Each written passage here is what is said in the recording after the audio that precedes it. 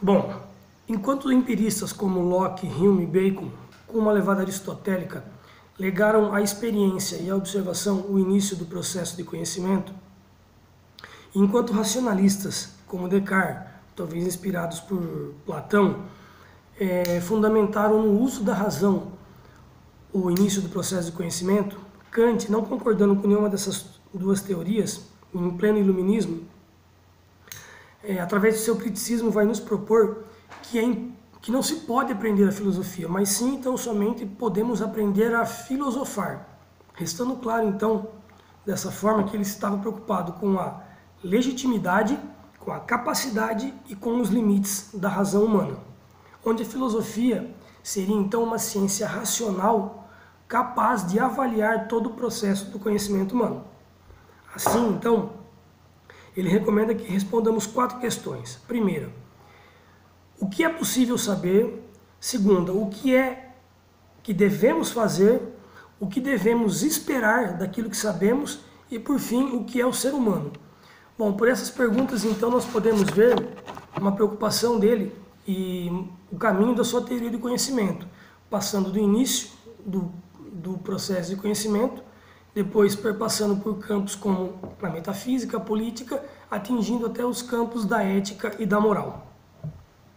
Bom, então, primeiramente, para criticar os racionalistas, que acreditavam já ter descoberto uma base sólida para o processo do conhecimento, ou seja, a razão, e que tinham na máxima de Descartes, o cogito ergo sum, penso, logo existo, Kant acaba baseando-se nas suas críticas para dizer que o racionalismo está baseado apenas e tão somente em ideias metafísicas, ou seja, ideias inatas e ideias universais, que nós herdamos já de um Deus superior.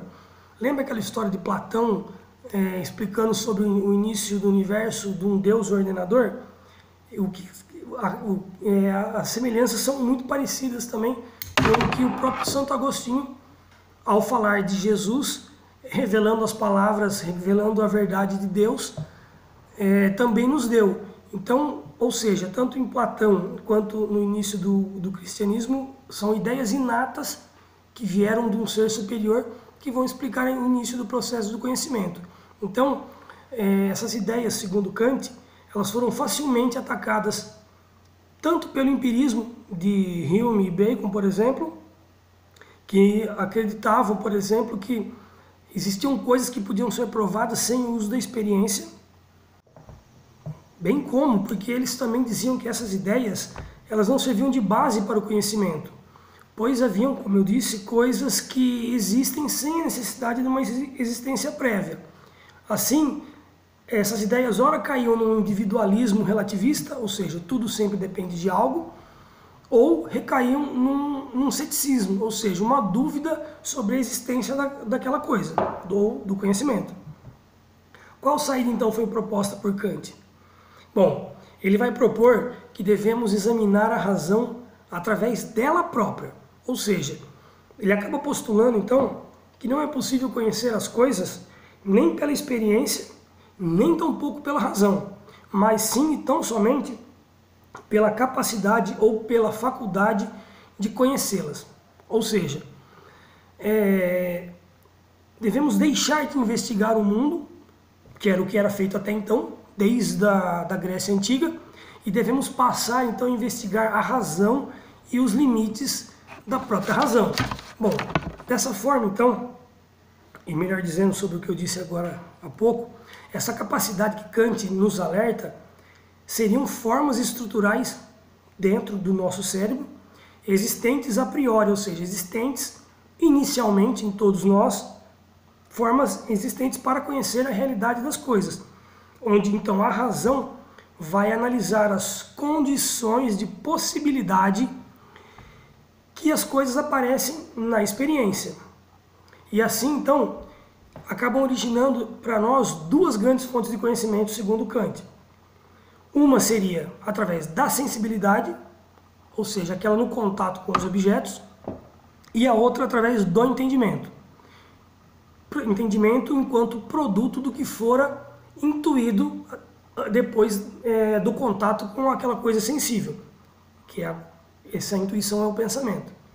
Assim, então, podemos concluir essa primeira parte falando sobre Kant, que ele dessa forma consegue então superar o racionalismo que tinha no sujeito o início, ou seja, a fonte do processo de conhecimento, e também supera o empirismo, onde o objeto do conhecimento era a fonte do próprio conhecimento.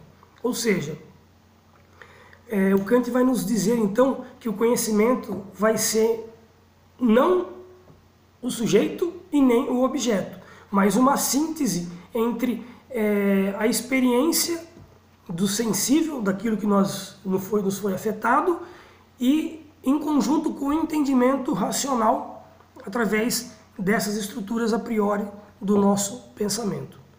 Ok? A gente se vê numa próxima oportunidade.